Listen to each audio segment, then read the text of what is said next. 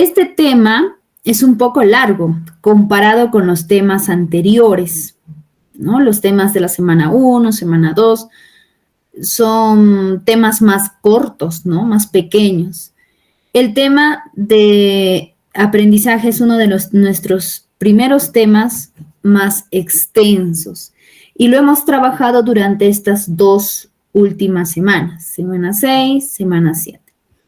Entonces, vamos a recordar más los puntos de la semana 6, es decir, la primera parte del tema de aprendizaje. ¿Listo, jóvenes? Por allí, ¿qué se recuerdan ustedes del tema de aprendizaje en la primera parte? ¿Qué temas nos acordamos?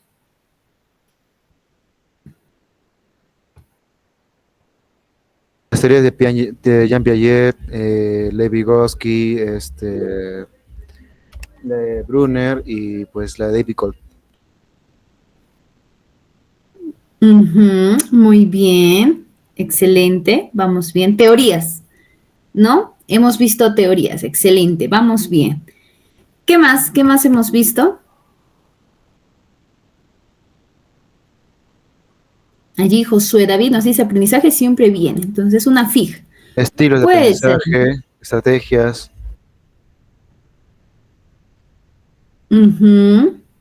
Exacto, ¿no? Como dice su compañero, estilos y estrategias, y básicamente de eso va a consistir este seminario. Pero vamos a desarrollarlo a la vez también con nuestra práctica, para recordar, porque más que realizar nuevamente el tema es un recordar el tema, ¿de acuerdo, jóvenes? Entonces, depende mucho de ustedes también cómo estamos recuperando nuestros conocimientos. Bueno, empecemos con una pregunta. Siempre tenemos que buscar cuando aprendemos, es una estrategia metacognitiva lo que les voy a mencionar, que no solo te preguntes qué vas a leer, sino también para qué vas a leer algo o para qué vas a estudiar algo. Eso hace que tu aprendizaje sea más orientado a metas, sea con determinados objetivos, ¿no? ¿Para qué estudiar el aprendizaje? Eso hace que el conocimiento que tú vas a adquirir, pues se pueda asimilar mejor, ¿no? Entonces, ¿para qué estudiamos este tema? ¿Para qué creen, jóvenes?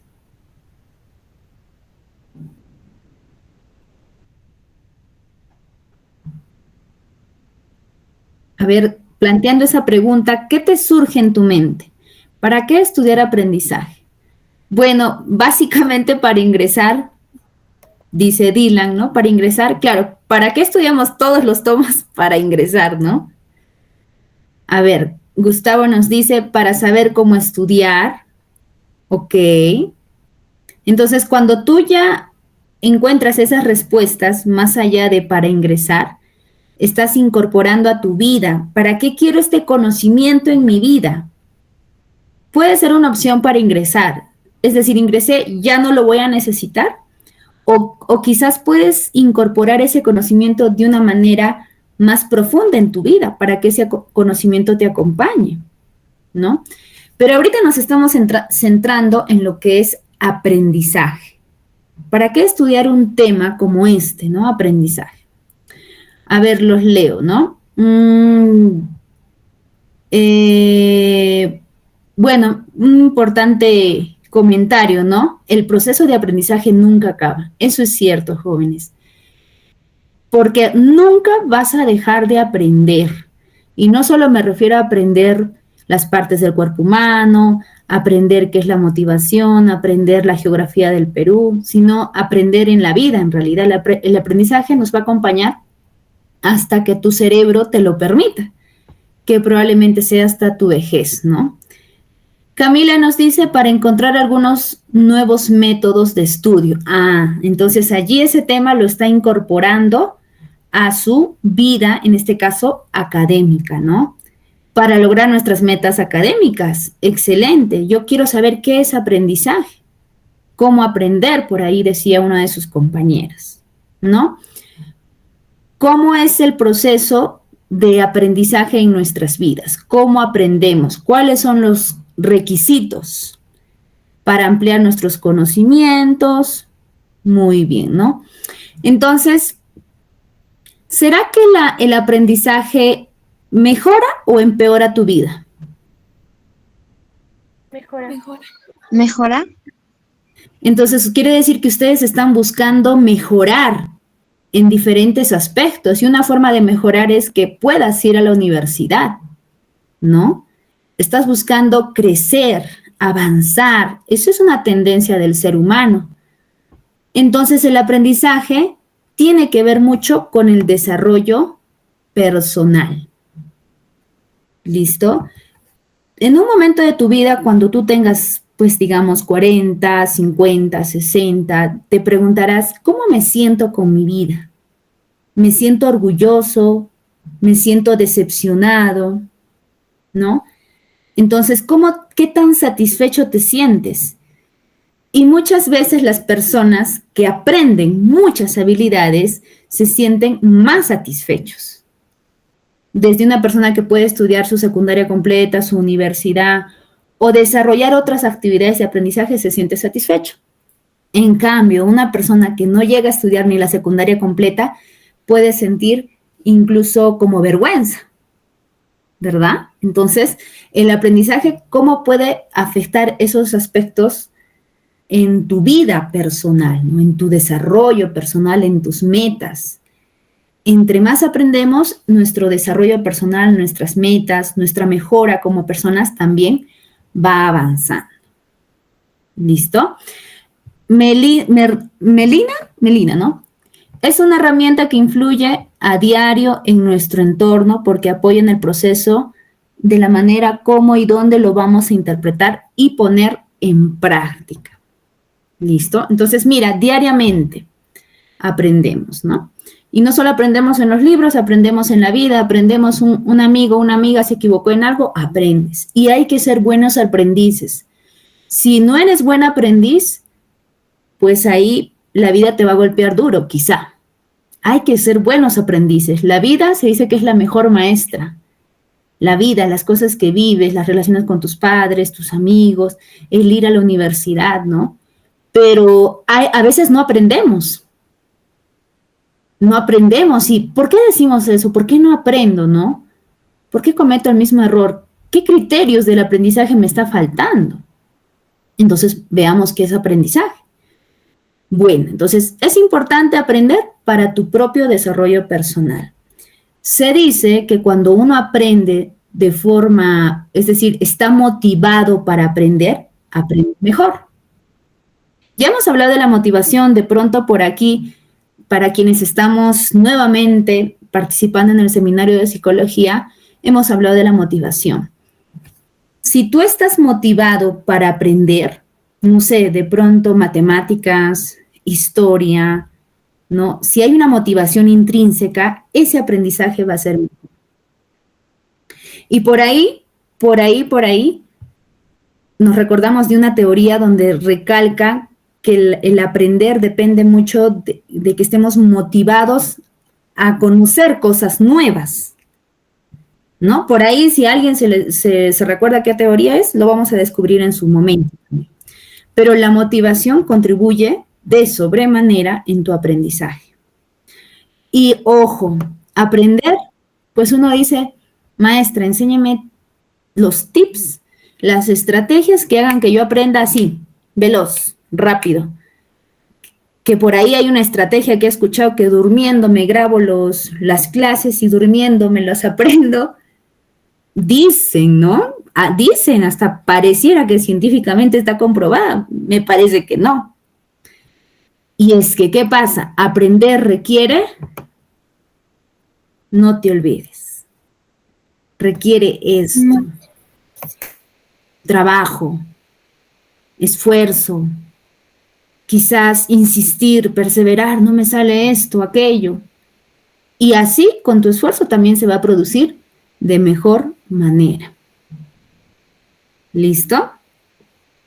Exacto, muy bien, Josué, así es. Entonces, quien dice, no, por el CEPRUNSA voy a ingresar más fácil, sin esfuerzo, no, también te esfuerzas, incluso más, porque todos van por ese lado.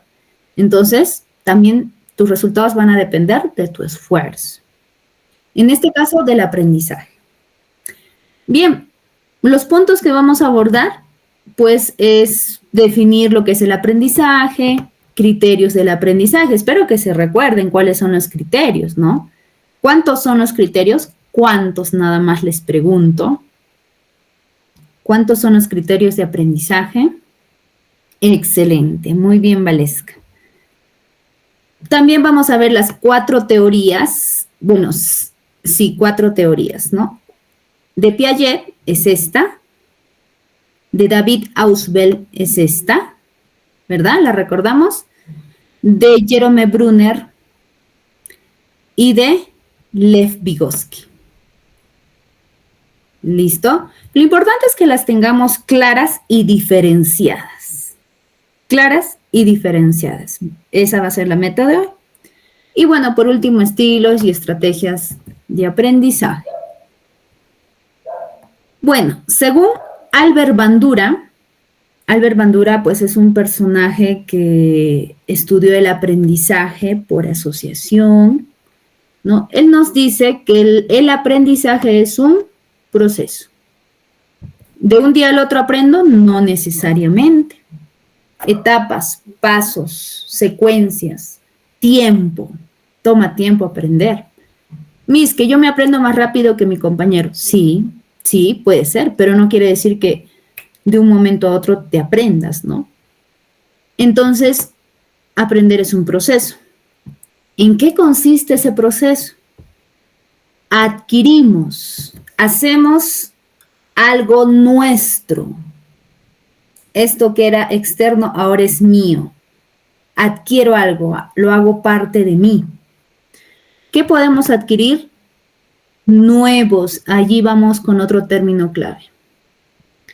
Pues nuevos puede ser conocimientos, habilidades, actitudes, ¿no? Por ejemplo, una persona puede adquirir una actitud del cuidado ambiental a su corta edad, no sé, a sus 10 años, ¿no? Entonces adquirimos comportamientos. ¿Listo? ¿Cómo debo yo comunicarme con una persona que tiene un rango de autoridad en un colegio, en una universidad? ¿Cómo debo dirigirme? Todo es aprendizaje, ¿no? También cuando aprendiste a manejar la bicicleta, aprendiste a nadar, o vas a aprender, si es que todavía no lo sabes. Recuerda que el aprendizaje mejora tu desarrollo personal, porque a veces no saber nadar te va a limitar en ciertas cuestiones. ¿Listo? Y no solo saber nadar, sino otras habilidades. Por eso, en toda tu vida lo que puedas hacer, aprende. Por ahí alguien te habrá dicho, aprende de todo. ¿Listo? Entonces, es un proceso donde adquirimos nuevos conocimientos, actitudes, comportamientos. Según Bandura, ojo con este autor, los adquirimos a través de la observación, mirando, y de la interacción con las personas o con el entorno. Interacción. ¿Listo? Por ejemplo, un celular. ¿A ti te han enseñado a manejar un celular? A ver, ustedes, jovencitos, ¿a qué edad habrán tenido un celular? No les han enseñado. ¿A qué edad han usado un celular?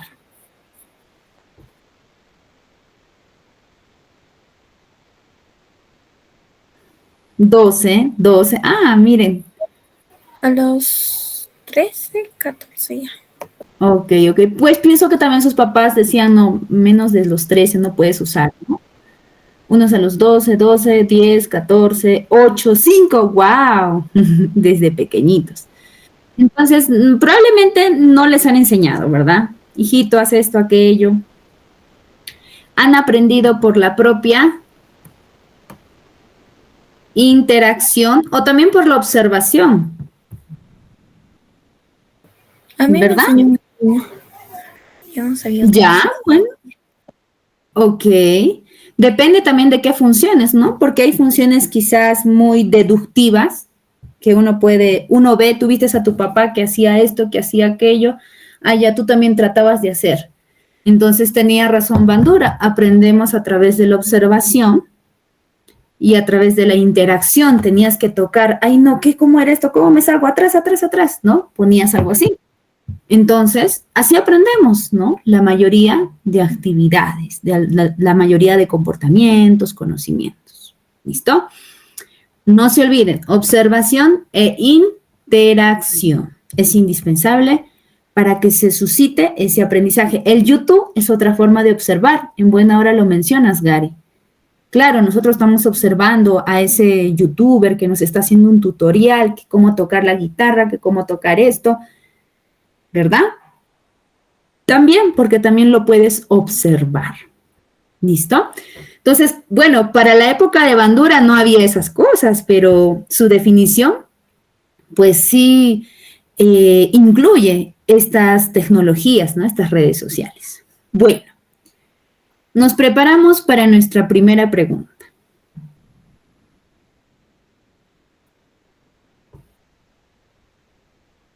Bien, Josué. A ver, adelante, Josué.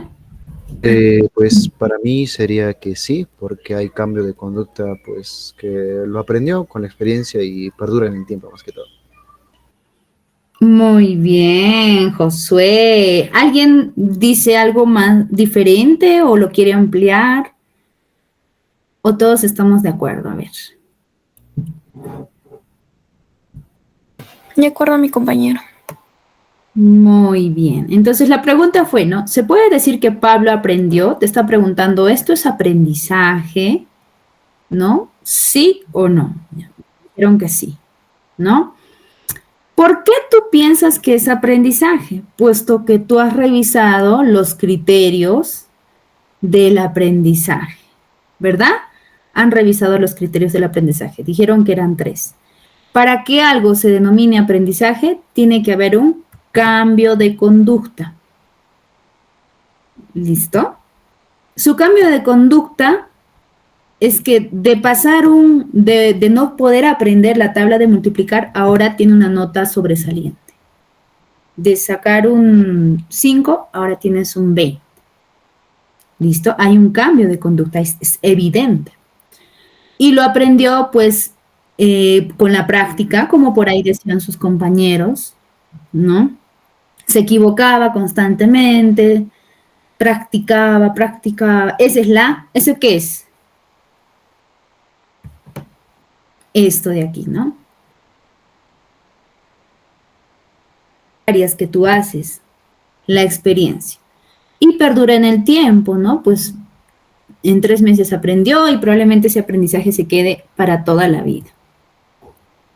Entonces aquí recordamos, pues, esos 3 criterios del aprendizaje, ¿no?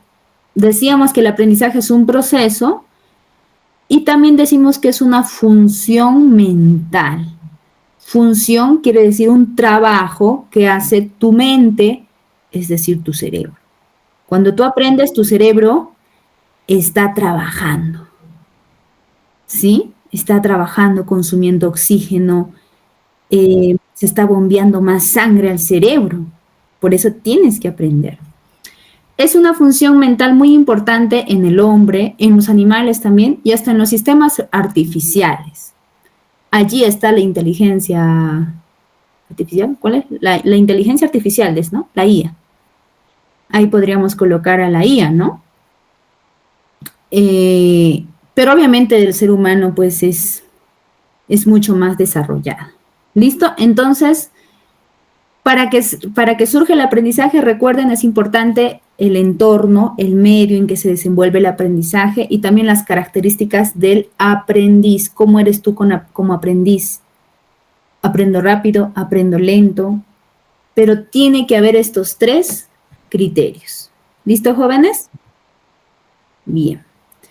Ahora, vamos pues a la parte más fuerte, más pesadita, el plato de fondo de este tema, teorías cognitivas del aprendizaje. En realidad, jóvenes, para definir el aprendizaje, existen muchas teorías, no solo cognitivas, También existen otras teorías mucho más complejas, ¿no?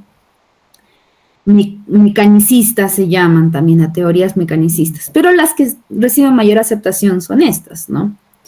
Entonces las teorías son, pues, planteamientos, ideas, ¿no? Donde se busca comprender cómo aprendemos los seres humanos y también, pues, los animales, ¿no? Se plantean teorías desde diferentes disciplinas, ¿no? La filosofía, la psicología, la sociología, pedagogía, la didáctica, ¿no? Buscan estudiar cómo es que el ser humano aprende, ¿no?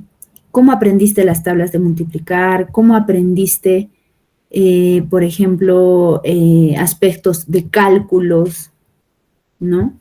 Entonces, estas teorías tratan de estudiar de una forma amplia el aprendizaje, ¿no? Por ejemplo, los factores que influyen en el aprendizaje, ¿no?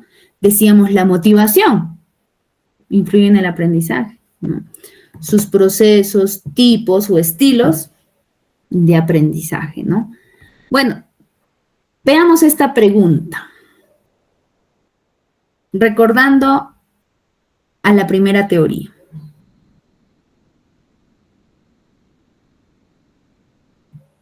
Bueno, a ver, un momentito, Josué. ¿Alguien más desea participar para darle paso después a Josué? Me parece que Andy levantó la mano y luego la bajó. Lancen sus respuestas, jóvenes, que estamos aprendiendo.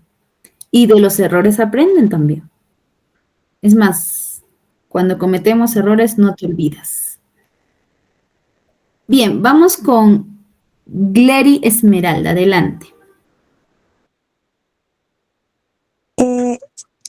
Dice que por eso creo que aprender es adaptarse, es lo que más nos quiere decir, que nosotros nacemos con la capacidad de adaptarnos, maduración, algo así, o una experiencia dada por el ambiente. Ok, bueno, nos dice adaptarnos, vinculado a la experiencia. Glery nos dice ello. Gracias, Glery. ¿Araceli?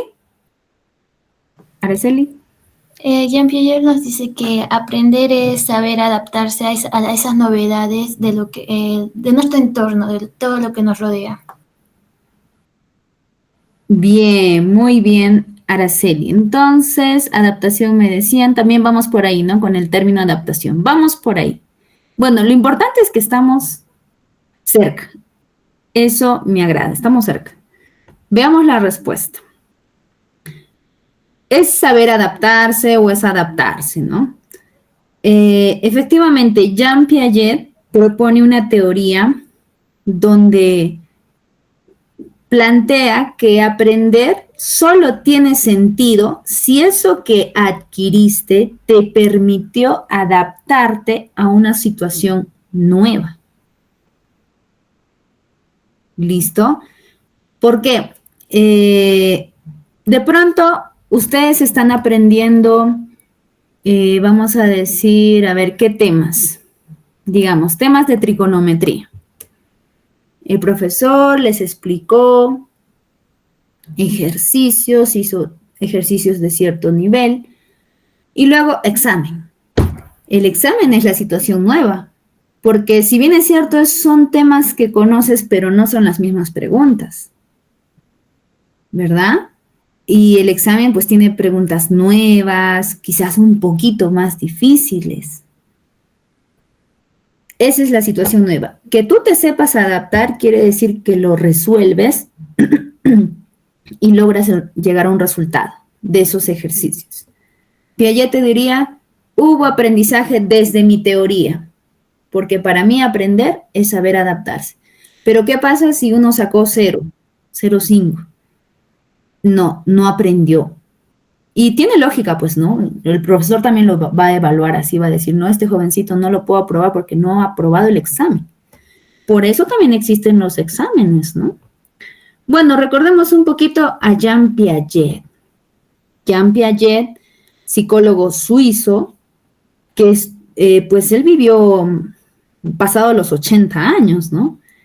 Y él estudió a sus hijos a lo largo de su crecimiento, desde que nacieron, pues hasta que se hicieron adultos, adolescentes. Y gracias a ese estudio, pues que le tomó años, ¿no? Construyó lo que ustedes ya conocen como las etapas o los estadios del desarrollo cognitivo. 2 puntos esenciales aquí. El desarrollo cognitivo quiere decir que es la capacidad de conocer. Tú tienes capacidad de sentir porque amas, y eso lo vimos en afectividad humana, sientes emociones, pero también tienes la capacidad de pensar. A eso se le llama desarrollo cognitivo. ¿Listo? Y esa capacidad de pensar, de conocer tu entorno, de comprender un libro también puede ser, depende de 2 aspectos. Uno de la maduración biológica y otro de la experiencia ambiental. ¿Listo? Quiere decir que tu cerebro, tu organismo, tu sistema nervioso tiene que alcanzar cierto crecimiento, cierto desarrollo. Y en los niños, de pronto a los 7 años, pues alcanza cierto desarrollo, ¿no? O a los 10 años cierto desarrollo de manera que aparecen las operaciones, ¿no? Mentales, que nos hablaba Jean Piaget. Pero también es importante la experiencia ambiental, es decir, la práctica, la manipulación de objetos, el poder visualizar libros. ¿Listo? El aprendizaje tiene sentido en situaciones de cambio, ¿no? Porque lograrás aprender o se evidenciará si logras adaptarte a una situación nueva. Y constantemente estamos adaptándonos según Jean Piaget, porque constantemente va a haber nuevos desafíos. Y mucho más cuando tú decides estudiar en un centro preuniversitario o en una universidad, ¿no? Esa adaptación hace que podamos avanzar y podamos, vamos a decir, insertarnos en nuestro medio, tener un ajuste en nuestro medio, seguir aprendiendo más. A diferencia de que ese niño no pase ese examen, no aprueba, repite de grado, no puede pasar, se detiene, no se ajusta, ya tiene 11 años, ya debería estar en 6º, pero está en 4º grado, ¿no? Entonces, allí Piaget diría, está fallando su maduración biológica o quizás también la experiencia ambiental, ¿no? Entonces, bueno, él nos habla de estructuras mentales. Cada vez que tú aprendes algo, se va grabando en tu cerebro. Y él decía que se va creando una estructura mental. Una estructura mental es la representación que tú tengas de algo. De pronto, tú sabes qué es el agua, los estados del agua y los demás contenidos, ¿no? Referente al agua. No solo los 3 estados básicos, sino también los demás. O los procesos, ¿no? Todas esas ideas están organizadas en tu cerebro. Están representadas en una estructura mental, ¿no? Y esas estructuras mentales se van complejizando más porque vas aprendiendo más y más conocimientos respecto de ese tema, ¿no? ¿Verdad? Y las exigencias del medio ambiente también van enriqueciendo esas estructuras mentales, ¿no? Sobre todo cuando hay nueva información. ¿Listo? De pronto, por aquí hay un ejemplo muy conocido porque es sencillo, ¿no? Por ejemplo, los niños, cuando aprenden qué es un perro, pues un niño de 2 años, ¿no? Un niño de 2 años aprende qué es un perro y pues dice, ¿no? Perro, perro, perro, es perro, ¿no? Empieza a decir. Entonces se entiende que en su mente se está formando una estructura mental donde está descrito que perro es un animal que dice wow, que tiene 4 patas, que tiene una cola, algo así, ¿no? Entonces de pronto está caminando por un parque y ve pasar un animal con esas mismas características, porque su estructura mental está diciendo eso de allá se llama perro, porque coincide con lo que dice acá mi cerebro y con lo que veo en la experiencia ambiental. ¿Y qué le dice su mamá? No, hijito, eso no es un perro, es un gato. Es una información nueva. Entonces el perrito dice, ah, es un gato. Entonces crea otro esquema, otra estructura mental. Y dice, ah, el gato es un animal de 4 patas con cola, dice miau, quizás son más cariñosos, más peludos, ¿no? Y así. Y cuando vas creciendo vas conociendo razas, qué razas de perro, qué razas de gato, y así sucesivamente. Se va llenando nuestro cerebro de información y se va organizando. ¿Listo? Así es como aprendemos según Jean Piaget. ¿Vamos bien hasta allí, jóvenes? ¿Cómo vamos? ¿Cómo está nuestro Bien, cerebro? maestra. Excelente. ¿Preguntas? ¿Todo claro? Ustedes me pueden hacer preguntas cuando quieran, no hay problema, ¿ya? Ok, entonces, pues otra pregunta. Si ustedes no me hacen preguntas, yo les hago preguntas. Josué David, ¿pregunta? ¿O Es- quiere? no, quiero ya dar la respuesta y justamente ya dar clave de paso pues a estos estadios o etapas pues, ¿no? de Jean Piaget, pues existen 4, es sensormotriz, preoperacional, operaciones concretas y formales. Pues para mí acá es el estadio preparacional, ya que en esta etapa nos habla acerca de los símbolos, las palabras, dibujos y gestos. Y también aquel niño encuentra mayor imaginación, pero pensamientos egocéntricos. Pues también podría agregar que en el sensor motriz es a través de los sentidos, como usted mencionó, hay acciones, permanencia del objeto, en las concretas sería uso de lógica para problemas reales, mayor egocéntrico, es más flexible mentalmente, y en las formales sería pues 3 cosas importantes, que es un pensamiento abstracto y reflexivo, razonamiento lógico y científico, y en tercero podría imaginarse situaciones hipotéticas. Muy bien, espero, Josué, que eso haya salido de tu cerebro y no de que estás leyendo. Pero me alegro mucho que lo tengas ahí bien claro. Él ha definido, vamos a decir, con ideas principales cada etapa del desarrollo. ¿Listo? Y según Jean Piaget. Muy bien, Josué David. Entonces, ahí está tu compañera preguntando si ya está graduado, dice. No es que me ha agradado, es que en su video hace 4 meses me lo aprendí el tema como tal, entonces cosas precisas.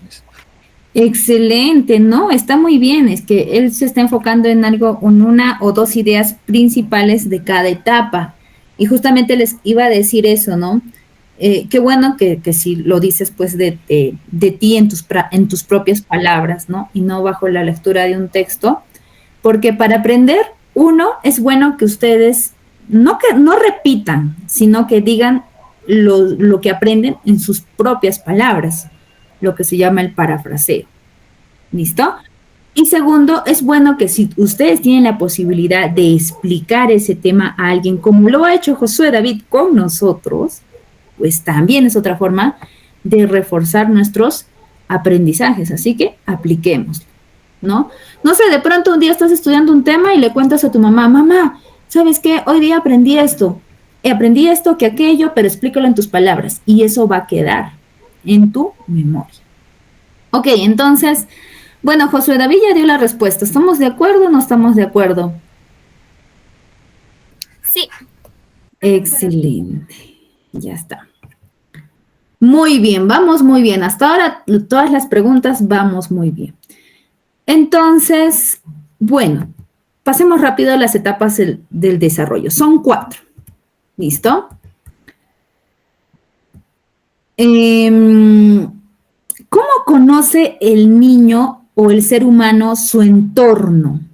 Pues va evolucionando su intelecto, su capacidad de conocer. Cuando tiene 2, cuando tiene 6, cuando tiene 11, su forma de pensar, su capacidad de conocer no es la misma. Evoluciona, según Jean Piaget. Evoluciona porque constantemente se ha ido adaptando a situaciones nuevas. ¿Listo? Pero recuerden, depende de la maduración biológica y de la experiencia ambiental. Bueno, ya. Entonces, la primera estadio, ¿no? Sensorio-motor. Va del nacimiento a los 2 años, ¿no? Los niños no hablan de 0 a 2, no hablan mucho, no dicen palabras o pequeñas frases. Entonces, pero el niño sí conoce su entorno. Conoce quién es su mamá, conoce qué es su sonaja, qué es la pelota, entiende instrucciones. Tú le dices, pásame la pelota, tira la pelota, no tires, ¿no? Entonces el niño sí conoce su entorno a través de sus sentidos, como dice la etapa, a través de sus sentidos. ¿Listo? A través de lo que ve, de lo que escucha, de lo que palpa. Que aprieta un botón y este botón empieza a salir luces de este juguete, ¿no? O aprieta otra tecla y sale sonidos, ¿no? Entonces, va manipulando, por eso los bebés manipulan, palpan, porque es un modo de conocer. Desarrollan la conducta intencional. Aquí hay 2 logros que hay en la etapa. ¿Listo? Desarrollar la conducta intencional o dirigida hacia metas. Es decir, que sabe para qué hace las cosas, ¿no? De pronto, cuando está manipulando un juguete didáctico donde tiene que apretar teclas, entonces él no coloca su mano encima por de casualidad, sino él toca con intención. Quiero que toque esta canción, ¿no? De Plin Plin, de la abejita, entonces aprieta el botón, ¿no? El botón que corresponde. Entonces tiene su conducta intencionada hacia metas, ¿listo?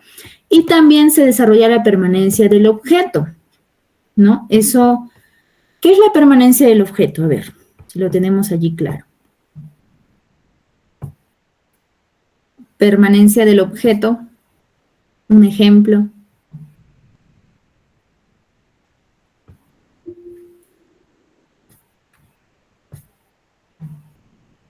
¿Qué es permanencia del objeto, jóvenes?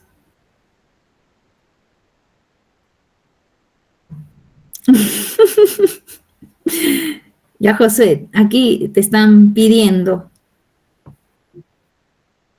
Mariana.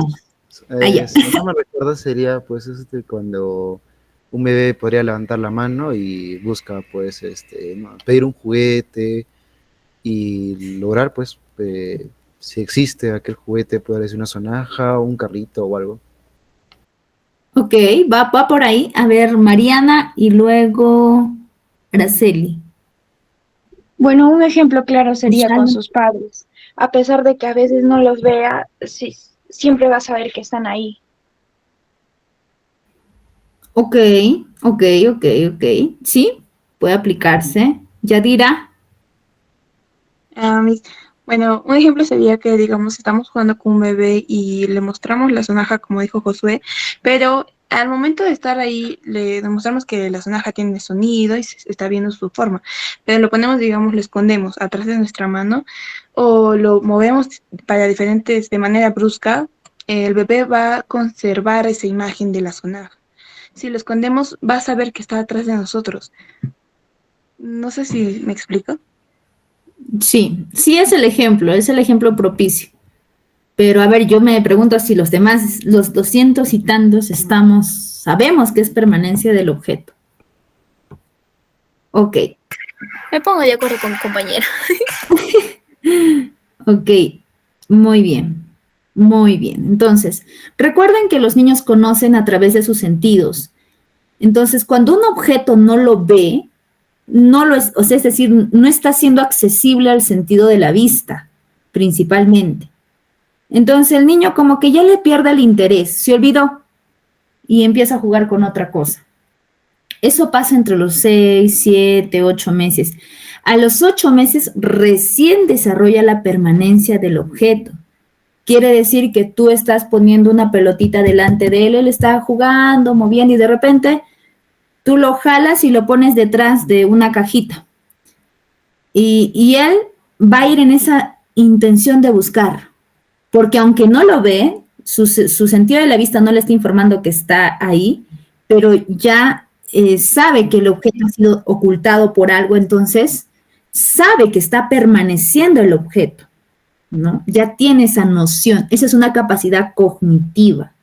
Entonces va en esa búsqueda, ¿dónde está? O hasta te puede decir, dame, ¿no? Y lo descubre. ¿Listo? Entonces, esa es la permanencia del objeto. Cuando los niños entienden que algo que no está accesible a sus ojos o a sus sentidos, aún permanece. ¿Listo? Y ahí podríamos hablar de unos primeros indicios de memoria también. ¿Listo, jóvenes? Eso se logra a esta edad. De 2 a 7 años aparece el pensamiento simbólico. ¿Será que para conocer a un león has tenido que tocar y ver un león en vivo y en directo? Para nada. Bueno, en épocas donde no había ni televisión, ni Discovery, cosas así, pues el león la veías en el coquito, bueno, si ustedes han llegado a usar coquito, o lo veías en libros, ¿no? Porque tu cerebro, el niño desde los 2 hasta los 7 años, ya desarrolló, diría Piaget, evolucionó su intelecto de modo que ya comprende imágenes. Las imágenes son símbolos. El símbolo es algo que representa otra cosa, no tiene una existencia propia. ¿Listo? El símbolo, por ejemplo, el sol, yo dibujo un sol, es un símbolo porque representa algo real. O dibujo un corazón, es un símbolo porque representa algo, pues, también real, pero un poquito más abstracto, ¿no? Que es cuando hablamos de tu corazón es malo, ¿no? Entonces, pero ya entienden imágenes, por eso acá se puede leer cuentos a los niños. Y los niños van entendiendo algunas imágenes, ¿no? Pero también las imágenes tienen que ser fáciles de percibir a través de la vista, ¿no? También desarrollan la capacidad de pensar en objetos, hechos o personas ausentes, ¿no? Allí podríamos vincularlo un poco con la capacidad de la anterior etapa, ¿no? No es necesario que los pueda ver para hablar de ellos, ¿no? Habla del perro, del papá que se fue a trabajar, ¿no? De hechos que ya no están aconteciendo en su presente, directo con sus sentidos, sino que han sucedido hace minutos. ¿Listo? Ok, entonces entienden mejor los símbolos. ¿Qué es un símbolo? Por ejemplo, un gesto. Cuando a veces los niños, bueno, es una mala costumbre, hay que quitarla, pero a veces los niños sacan la lengua, ¿no? Sacan la lengua porque imitan. Eso es un gesto, ¿verdad? Cuando a un niño no le cae bien y se saca la lengua, o cuando bueno, ya les iba a decir a sus hijos, no, cuando haces un guiño con un niñito, quizás tienes un hermanito por ahí, haces un guiño, eso es un gesto, porque el guiño está representando algo, complicidad, vamos a escondernos, no le digamos al papá, ¿no? Entonces se esconde la mamá con el hijo para asustar al papá, ¿no? Entonces se entiende más palabras, ¿no? Imágenes, ¿no? Por eso pues la televisión también se entiende bien a esta edad. Televisión es imágenes pues sin movimiento, ¿no? Todo eso le permite conocer mejor su entorno. Por eso yo les decía, para conocer un león no necesitabas tocar y ver un león directamente. Y cuánto han ayudado los libros, ¿no? Para poder aprender. Eso es un avance. Y ahora, pues, las redes sociales, ¿no? Todo lo que nos transmiten en los videos. También ya utiliza más palabras para comunicarse, ¿no? Mamá, tengo mucha hambre. ¿No? Utiliza un lenguaje mucho más desarrollado. Utiliza los números para contar, ¿no? Juegos de fingimiento, ¿no? Que mi escoba es un caballito, de 2 a 7 años. Recuerden, ¿qué juegos de fingimiento ustedes han tenido allí? Plasman sus ideas a través de los dibujos, entonces todo con los símbolos, por eso se dice el pensamiento simbólico. En las operaciones concretas, de 7 a 11 años, pues acá también hablamos de la etapa preoperacional, porque es antes de que exista operaciones en su mente. Acá solo representa la información en su mente. ¿Me dejo entender? Acá solo representa la información en su mente. Pero acá no solo la representa, sino que opera la información en su mente. Opera es como trabaja, es decir, analiza los datos, compara y llega a una conclusión, ¿no? A eso se llaman las operaciones mentales o la lógica también que decía su compañero. ¿De acuerdo? Entonces, por ejemplo, a un niño le muestras un vaso, vamos a decir, alto y un vaso chato, ¿listo? Pero ambos vasos tienen la misma cantidad de agua. Entonces, en el vaso alto, el agua va a estar más arriba y en el vaso chato, el agua va a estar más abajo, ¿verdad? Porque es más ancho. Entonces, tú le preguntas a un niño de esta etapa, el niño está viendo, analizando, ¿cuál de los dos vasos tiene más agua? Tú sabes que tienen los dos vasos la misma cantidad de agua, pero visualmente, ¿qué se ve? Que el vaso delgado tiene más agua y el vaso chato tiene menos agua. El de acá se deja llevar por las apariencias, ¿sí? Todavía no analiza ni opera mucho la información en su mente. Viven más en su presente los niños. Pero el niño de acá, ante ese mismo ejercicio, va a decir, sí, acá parece que hay más agua y acá parece que hay menos agua, pero él va a operar su información, ¿no? Va a decir, pero este vaso es delgado y este vaso es ancho y este vaso es alto. Entonces, no, probablemente sí tengan la misma cantidad de agua, te puede decir el niño. Hasta incluso tú delante del niño de esta edad, atentos aquí, preoperacional, le muestras los recipientes de agua que son iguales y los echas en un recipiente delgado y en un recipiente ancho. Y el niño te va a decir, no, en el delgado hay más agua, más agua, más agua. Entonces ahí se refiere a la rigidez del pensamiento.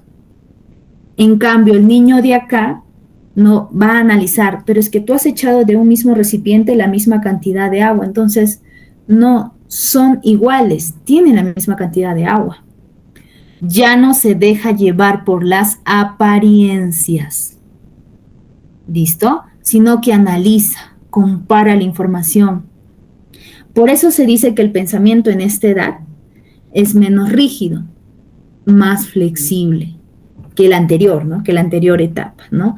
Y entiende que las operaciones pueden invertirse o negarse mentalmente.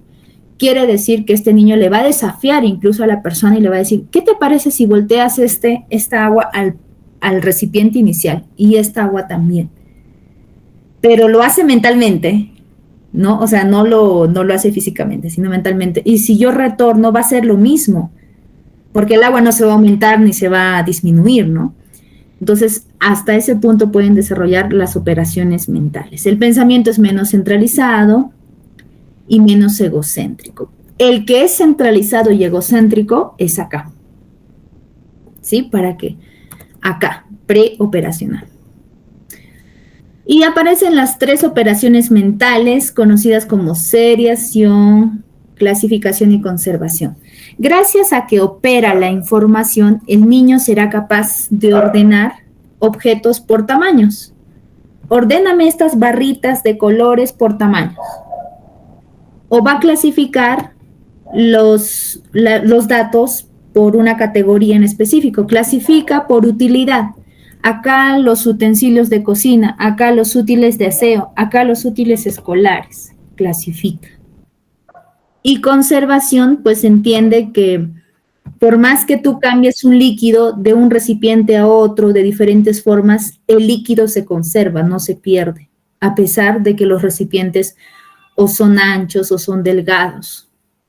Entonces, eso hace que vamos a decir, su desarrollo cognitivo cada vez sea mejor.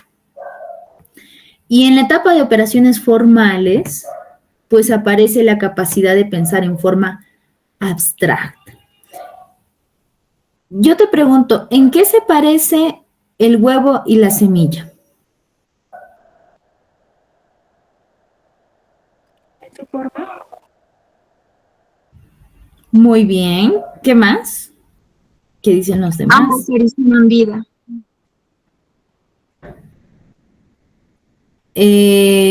Ambos originan vida, dice Mariana. Ya. ¿Qué más? ¿Qué dicen los demás? ¿En qué se parecen el huevo y la semilla? En que ambos son alimentos. Ya, podría ser, ¿no? Porque no todas las semillas tampoco se comen. Ambos como crecen, por así decirlo. Ok.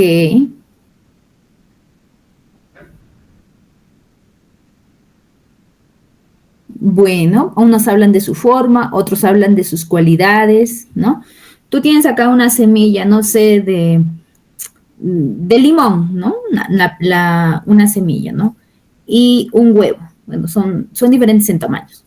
Pero me están preguntando en qué se parecen, están desafiando tu desarrollo cognitivo. ¿Listo? Te están haciendo una pregunta, ¿cómo va tu desarrollo cognitivo? Pues hay dos formas de responder principalmente. Uno de forma concreta y otro de forma abstracta. ¿Listo? ¿Cómo es responder de forma concreta? Cuando tú te vas a las características físicas de esa situación que te planteo. Pues que son del mismo color, las dos son medias amarillas. Es una característica física, ¿no? Es lo concreto, lo tangible, lo que tocas, ¿no? Y lo abstracto es lo que no se ve en el momento. Son cualidades que no se aprecian en el momento. ¿De acuerdo? Son cualidades que no se aprecian en el momento, sino que tú las has abstraído, las has deducido, quizás las conoces, pero has sacado una idea más allá de las características físicas. Has profundizado más. A eso se le llama abstracción. Aquellas ideas que extraemos de alguna situación que no estaban visibles, ¿no? Aquellas ideas. Y pues una idea abstracta pues sería eso, por ejemplo, que dan vida, ¿no? Tú tendrías que esperar, no sé, 3 meses o 15 días para que se sepas que van a dar vida, ¿no? Pero eso ya lo has abstraído, ya lo has deducido. ¿Listo? Entonces, cuando respondemos de esa manera, estamos más en un pensamiento abstracto, ¿no? Y ya sabemos las características del pensamiento abstracto, ¿no? La lógica proposicional, todos los peruanos son trabajadores, Raúl es peruano, conclusión, Raúl es trabajador, ¿no? El razonamiento científico, lo que probablemente aplicaban en el proyecto de Feria de Ciencias, donde planteabas hipótesis, comprobabas, llegabas a resultados, ¿no? Todo tu desarrollo cognitivo te va a permitir desarrollar ese tipo de actividades. El razonamiento combinatorio. Si tengo 5 frutas, ¿cuántos jugos puedo hacer de 2 frutas? ¿Cuántas combinaciones posibles? Entonces, por ahí ya vas aplicando ahí lo que te han enseñado tus profes, ¿no? O las probabilidades. La probabilidad es un concepto netamente abstracto o formal, pues si estamos en las operaciones formales. El nombre es formales, por si acaso. No nos vamos a confundir. Porque hablamos ya de contenidos más abstractos, más conceptuales, más teóricos. La probabilidad, ¿no? ¿Qué es la probabilidad? Es una, vamos a decir, es un valor que te informa la probabilidad de que suceda algo, ¿no? O la ocurrencia de algo. El 0.5 de probabilidad de que ganemos el mundial, algo así, 0.0001, ¿no? ¿Y cómo se saca la probabilidad? Haciendo una fracción, número de casos a favor sobre el número de casos totales, ¿no? Y esos son aspectos ya más formales, ¿no? Donde aplicas fórmulas. Allí cosas concretas no hay, porque la probabilidad pues es algo que va a ocurrir de acá mucho tiempo, ¿no? Pero tu pensamiento puede trabajar incluso fuera del tiempo. No tienes que ceñirte al presente, ¿no? Y las operaciones mentales que estaban en esta etapa se complejizan. Y lo que mencionaba su compañero, ¿no? El pensamiento hace transición de lo real a lo posible. Tú empiezas a pensar en situaciones que pueden pasar, ¿no? No las tienes que vivir, por ejemplo, ciertos acontecimientos históricos, para aprenderlos no los tienes que vivir, que en la época de Egipto pasaba esto o aquello, ¿no? Ya con los libros vas imaginando, conceptualizando, y también hacer predicciones, ¿no? ¿Qué pasaría si en un futuro se aprueba la ley del aborto, ¿no? ¿Qué implicancias tiene? Es decir, tu desarrollo cognitivo va profundizándose más y permitiéndote entender los temas de forma más compleja. Y eso es lo que vas a tener en la universidad, conocimientos más complejos, pero tú ya estarás en esta etapa de operaciones formales listo y presto para poder adaptarte, diría Piaget, a esa situación universitaria. Tendrás esas capacidades, ese pensamiento abstracto, ¿no? Para hacerle frente. Bueno, veamos la siguiente pregunta. Bueno, aquí vamos a ver otra teoría, de pronto para que nos contextualicemos en la pregunta. Ya no vamos a hablar de Jean Piaget, es la antesala. Sería la teoría de David Azubel, creo que era. Ok, ¿cómo se llama su teoría? Aprendizaje significativo.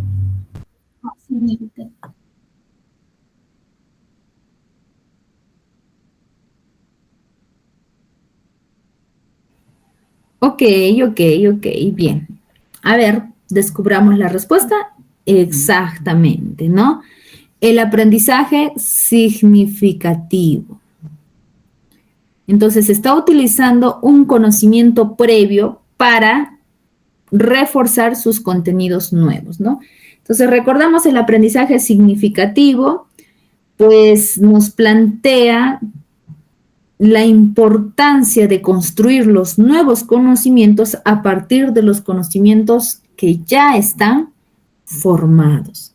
Para Ausubel era muy importante el colegio, el contexto educativo. ¿Listo? El entorno escolar donde se instruye a los estudiantes, ¿no? Se les brinda conocimientos, pero la instrucción, ¿no? Debe darse, es decir, los contenidos que los docentes en la secundaria planteen organizar, tienen que hacerlo basado en los conocimientos que tienen los estudiantes. ¿Listo? Entonces, por eso siempre se sigue un orden, una secuencia. No nos podemos saltar, digamos, de la historia del medievo a la historia contemporánea, a la historia antigua, ¿no? No, tiene que tener una secuencia para que los conocimientos nuevos se afiancen mejor, ¿no? Entonces él consideraba que el aprendizaje de lo nuevo se basa en lo que ya es conocido, ¿no? Y así se va construyendo una red de conceptos. Así hemos aprendido el abecedario, por ejemplo, ¿no? Todos hemos tenido un abecedario, ¿verdad? Que ahí estaba la A, la B, la C, la D, la E, la F. Y en cada letra, ¿qué había?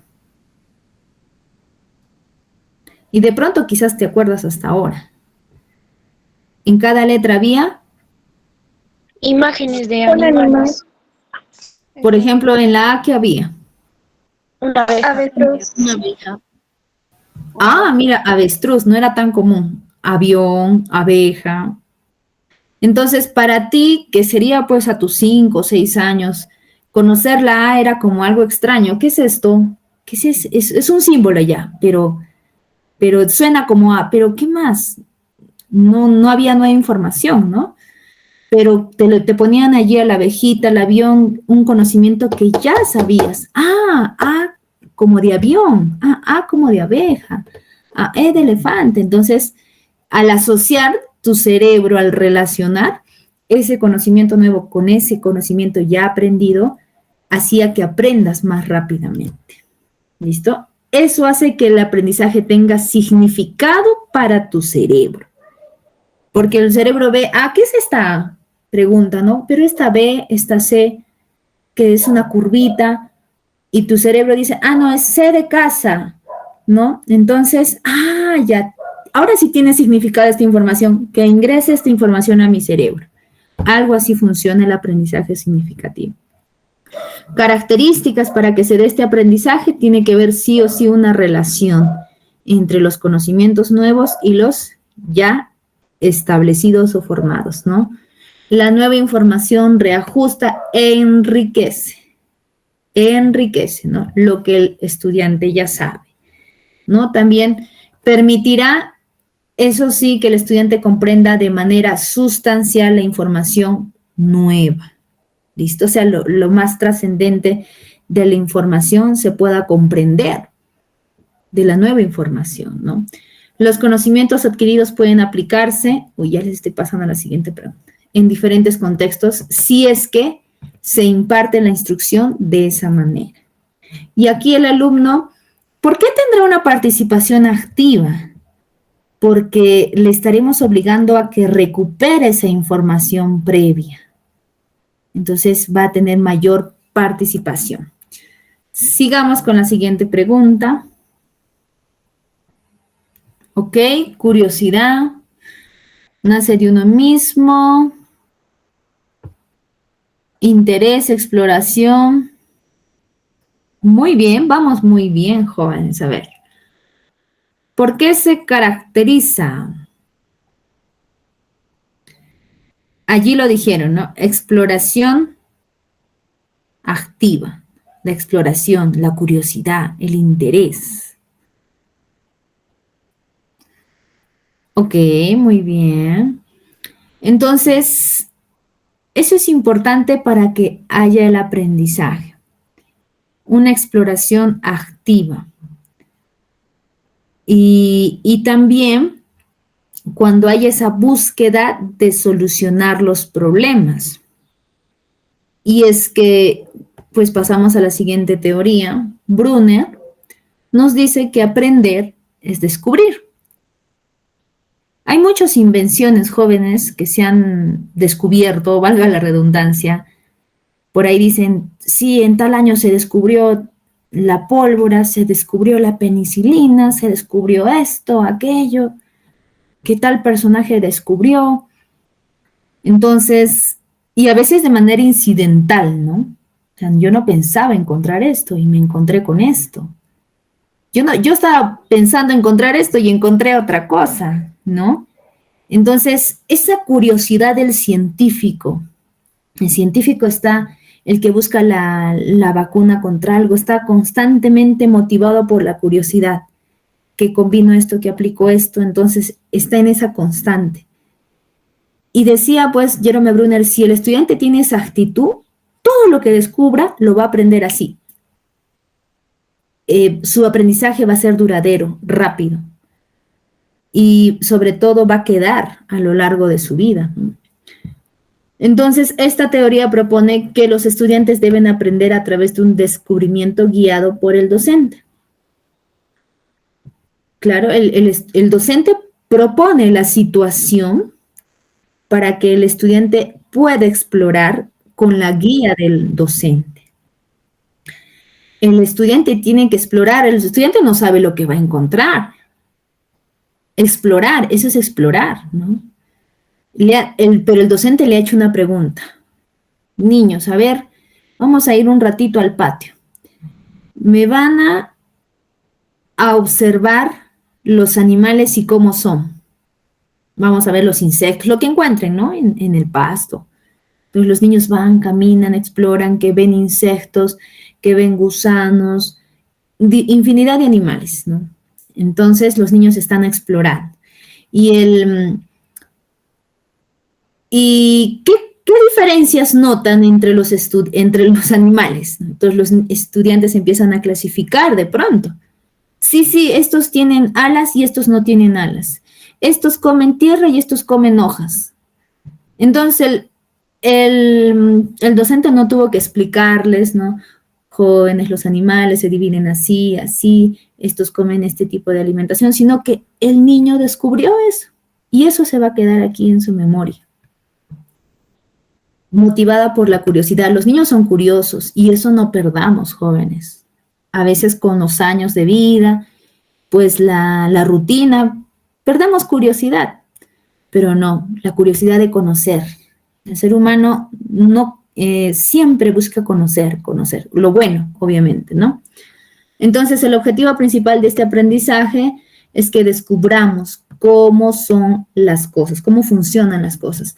Descubramos los conocimientos, que ya en su momento, cuando termina la clase, el docente va a decir, bueno, niños, entonces han podido descubrir esto, ¿qué más? Y llega a una conclusión. Los animales se dividen, se caracterizan por esta forma, ya refuerza los contenidos, pero la experiencia ya lo tuvieron. Este aprendizaje fomenta que el estudiante tenga esa capacidad para resolver problemas.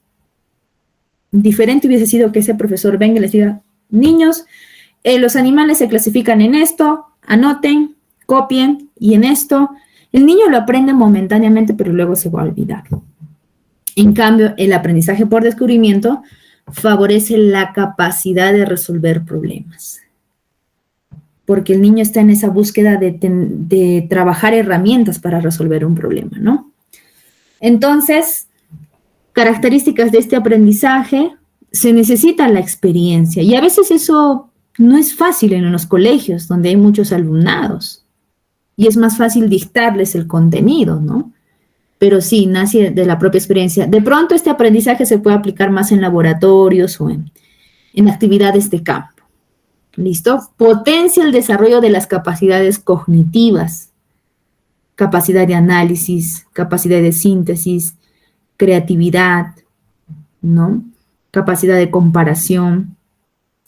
También promueve la reflexión y el pensamiento propio, ¿no? El pensamiento crítico de pronto para una situación. También promueve la resolución de problemas. Ya no es un niño que está con los brazos cruzados esperando que le digan qué tiene que hacer, sino es un niño que está dispuesto a actuar. Refuerza la autoestima como aprendiz y seguridad del niño, ¿no? Y esto también se basa en los intereses y motivaciones de los estudiantes. ¿Qué les gusta a los estudiantes de determinada edad? ¿No? ¿Qué les llama la atención? Entonces, de pronto se maneja el contenido bajo ese contexto. Pregunta 6, jóvenes. Vamos con la siguiente teoría. Ok, nos habla del vínculo entre el pensamiento y el lenguaje. Nos habla de las etapas del lenguaje. Ajá, bien, Adrián. A ver. ¿Cuál sería la respuesta? Muy bien. ¿Qué demuestra esta forma de expresarse de Eric, ¿no? Que usa el lenguaje como medio para pensar y decidir, ¿no? Es decir, el lenguaje llegó a ese punto, ¿no? Donde afecta en su capacidad de decisión. Ok, muy bien. Entonces, pues recordemos a Vygotsky. Para Vygotsky es importante la historia de cada niño para entender su desarrollo cognitivo, su aprendizaje. Digamos, 2 niños llegaron a primero de primaria, la niña Camila y el niño Rodrigo, ¿no? Pero no todos han tenido una historia similar, desde haber estado en un jardín, de haber sido criados por papá, mamá, o por alguien extraño, ¿no? Han vivido diferentes experiencias, entonces su aprendizaje tampoco va a ser el mismo, va a tener ciertas características por esa historia de vida que han tenido. Y él nos habla de la relación entre pensamiento y lenguaje. Lo vamos a ver más adelante. El aprendizaje y el desarrollo también, ¿no? Señala que todo aprendizaje en la escuela siempre tiene una historia previa. Estamos hablando de todo lo que vivimos. Siempre va a influir en que tengamos ciertos aprendizajes, ¿no? Digamos, este niño, Camila, ya tiene 6 años y ya en los primeros 2 meses del colegio ya sabe leer y escribir. Y en cambio, Rodrigo, ya estamos terminando el año de primer grado de primaria y todavía está apenas escribiendo su nombre. ¿Qué pasó? Pues hay una historia previa, ¿no? Todo niño ya ha tenido experiencias antes de entrar en la fase escolar. Por tanto, aprendizaje, lo que uno le va enseñando y el desarrollo propio de cada niño, pues va influyendo, ¿no? De manera, vamos a decir, va a estar conectado, interrelacionado. Zona de desarrollo próximo, pienso que este tema sí está claro. Aquí, pues hagamos énfasis entre una diferencia entre Piaget y Vygotsky. Vygotsky, a diferencia de Piaget, falleció muy joven. Apenas pasaba los 30, ¿no? 30 y tantos falleció. Pero las dos teorías, la de Piaget y la de Vygotsky, fueron dos teorías paralelas. Ambos estudiaron el desarrollo cognitivo, pero el enfoque que le da Vygotsky es como su nombre lo dice, sociocultural. Para Vygotsky no era tan importante la maduración biológica y la experiencia ambiental. Era más importante la interacción social. La interacción del niño con sus padres, profesores, compañeros y con su cultura. ¿Qué le ofrece su cultura? ¿Qué herramientas? ¿Sí? Entonces, esas cuestiones, ¿no? Bueno, zona de desarrollo próximo. Piaget decía, si tal niño llega a cierta etapa, no puede aprender más porque su desarrollo está llegando a esta etapa y tiene que todavía tener más años de edad para poder aprender un conocimiento más superior. Todavía está en la etapa preoperacional, no podemos enseñarle ciertos contenidos porque todavía esos contenidos son de la etapa operacional. Entonces hay que respetar las etapas, decía Piaget. Vygotsky no tenía esa rigidez de Piaget, sino Vygotsky decía, no, un niño tiene un nivel de desarrollo real, pero puede avanzar un poco más, puede aprender un poco más, no mucho, no, un paso más, puede transitar por una zona de desarrollo próximo y alcanzar un nivel de desarrollo potencial. ¿Listo? Entonces, y en esa zona de desarrollo próximo, ¿quién le va a ayudar? Pues un adulto competente o un compañero también competente. ¿Listo? Entonces, allí pues se prueba que es importante el apoyo social, ese andamiaje social. Pensamiento y lenguaje. Para Vygotsky, el lenguaje es la herramienta psicológica que más influye en el desarrollo cognitivo. Es más, cuando Vygotsky dice, cuando un niño empieza a hablar, su desarrollo cognitivo evoluciona más. Eso dice Vygotsky. Sí, porque al principio pues el niño solo representa la información, ¿verdad? Representa la información que está aprendiendo. Pero no habla, todavía no puede expresar esa información que está aprendiendo. Entonces, cuando ya adquiere el lenguaje va a afectar no solo en cómo se expresa, sino que le va a ayudar a tomar conciencia de su mundo interior y también va a ejercer su libertad de decidir, ¿no? Lo que decía en esta pregunta, pues Eric, yo pienso diferente, es decir, ya le está manifestando lo que hay dentro de sí, gracias al lenguaje, ¿no? Y está influyendo en su capacidad de decidir. Y bueno, finalmente esta pregunta, jóvenes, porque el tiempo ya se nos agotó. Y Josué, creo que tenías una pregunta. No, solo quería confirmar si es que en la parte de Vygotsky había, creo, 3 hablas, ¿verdad, Miss? Era social, egocéntrica y interna. Social era la comunicación, pues, ¿no? Y egocéntrica era la que regula y interna, pues, era dirigir. Solo que confirme esos datos. Sí, así es. A ver, veamos con esta pregunta. Miss sería, es un habla ¿Habla privada egocéntrica? que regule su pensamiento y conducta. Ok. A ver, ¿cuál es? Bien, es el habla, bueno, ya nos dice, bueno, no nos dice, ¿no? Ya, es el habla egocéntrica, como dijo su compañera, y también pues es un habla privada. Recuerden que el lenguaje de 1 a 3 años solamente es para comunicar necesidades, ¿no? Tengo hambre. De 3 a 5 años es para dirigir sus actividades. Eso está haciendo Shamira. Primero va a la esquina, se habla a sí misma en voz alta para regular sus ideas y sus acciones.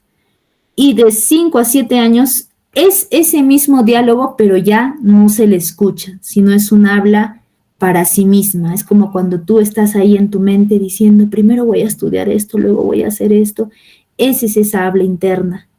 Y a ese punto ha llegado el lenguaje en nuestras vidas, que tu lenguaje te permite de resolver problemas o ejercicios dirigiendo tus actividades, no primero este dato, luego resuelvo esta información, resuelvo estos datos y luego hago esto.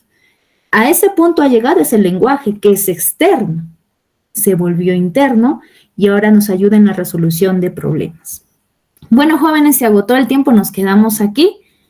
Fue un gusto estar en esta clase con ustedes. Espero que haya sido de mucho provecho, que se haya aprendido más de lo que hasta ahora lo han hecho. Cuídense mucho, nos vemos la próxima oportunidad. Que les vaya muy bien. Éxitos para todos.